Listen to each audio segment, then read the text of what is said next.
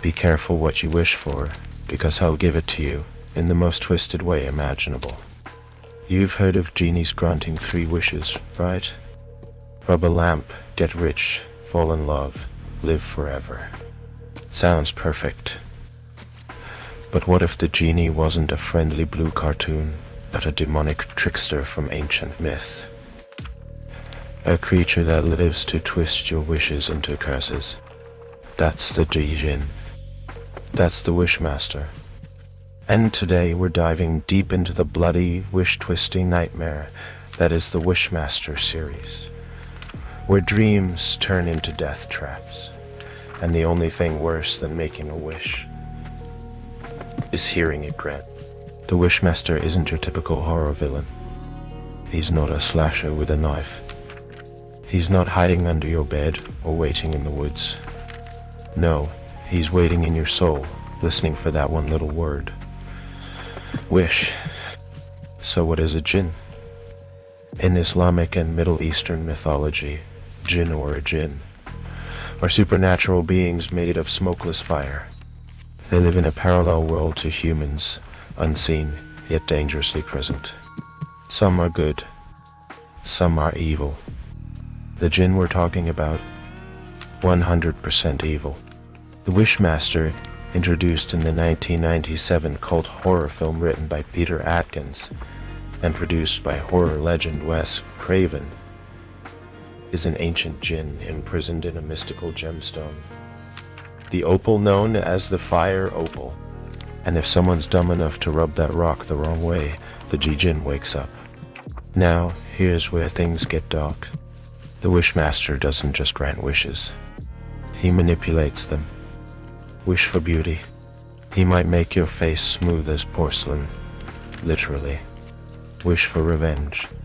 He'll deliver it by burning your enemies alive with you inside the building. Wish for eternal life. Congrats. You're now an immortal statue, screaming silently forever. The Djinn thrives on wordplay. The more ironic and devastating the outcome, the better. It's like making a deal with a demonic lawyer who takes everything literally, and whose entire goal is to cause suffering. And the body count? Insane. In just the first film, people explode, get turned inside out, and one guy, no joke, wishes for the party to never end. So the Djinn traps him in an eternal death loop of agony. This guy doesn't play fair. He plays fatal. The Djinn's voice is like velvet soaked in blood. Played by Andrew Devoff, he brings this smooth, eerie charisma to the role. Part devil, part used car salesman. The kind that makes you think, maybe I can trust him.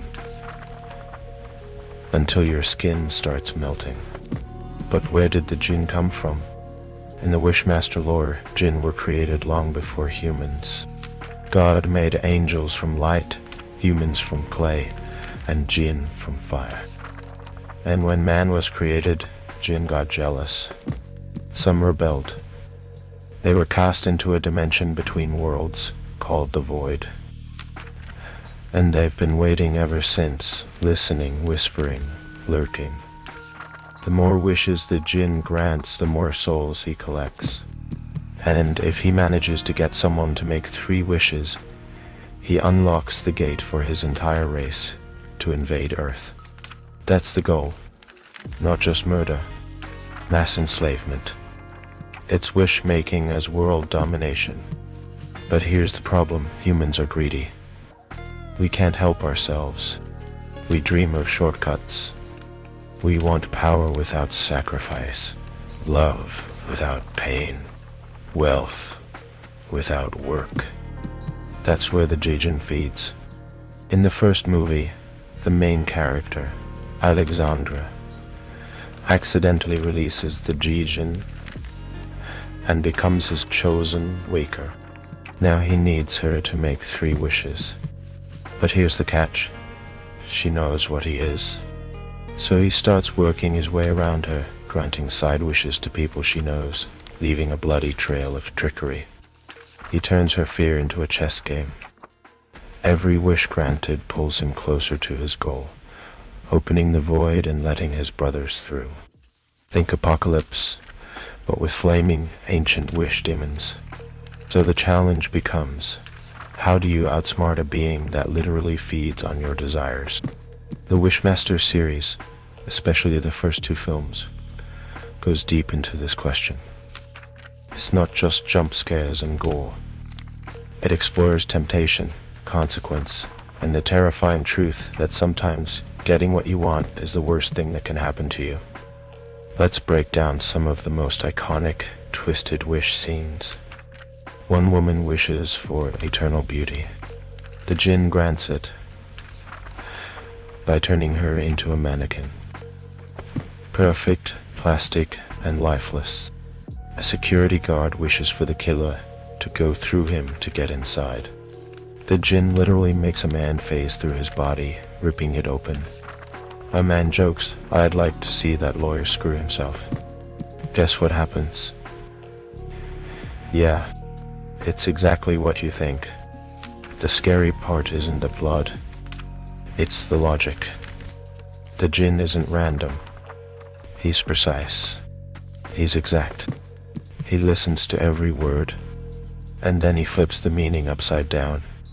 It's like if a genie had a PhD in legal loopholes and a master's in pure evil. Throughout the films, especially Wishmaster 1 and 2, we see different people try to outsmart him. Some beg him not to twist their words, he still does. Some try to trick him with vague wishes, he's 10 steps ahead. One woman even tries to wish him out of existence. His reply, "That is not within the scope of your granted wishes." The only thing that really stops him is cleverness. In the first movie, Alex defeats him by wishing the man who found the gemstone had never discovered it. She undoes the moment that set the Djinn free, rewinding time and erasing everything. But even then, you can feel the Djinn watching, waiting. There's something deeper here, something psychological. The Wishmaster taps into our need for control. Our fantasy that with the right words, we can change everything. But words have power. And in the hands of a Djinn, that power turns deadly. The most iconic showdown comes when the Djinn finally corners his main target, the one who has the power to make the 3 wishes. The world is teetering on the edge. Reality is breaking. You've got monsters leaking in from the void. People are being shredded into confetti. Chaos. And then comes the choice. The 3rd wish. One more sentence, and the world ends. All the pressure, all the fear, all the temptation. It boils down to that one breath. That final, "I wish," but it's not about strength. It's about clarity. That's what makes the climax hit hard. The realization that you can't win this with force. You have to outthink the nightmare. You have to use your words against the master of twisted words. And that's exactly what makes Wishmaster so terrifying and brilliant. So what did we learn? The Wishmaster is more than a horror movie villain. He's the walking, grinning embodiment of be careful what you wish for. He's not chasing you with a knife, he's luring you with your own voice. He doesn't kill for fun. He grants you the power to destroy yourself. And worst of all, he makes you ask for it. The Djinn is still out there, trapped in stories and screens and myths, waiting for someone to whisper a wish out loud. Just one little word. That's all it takes.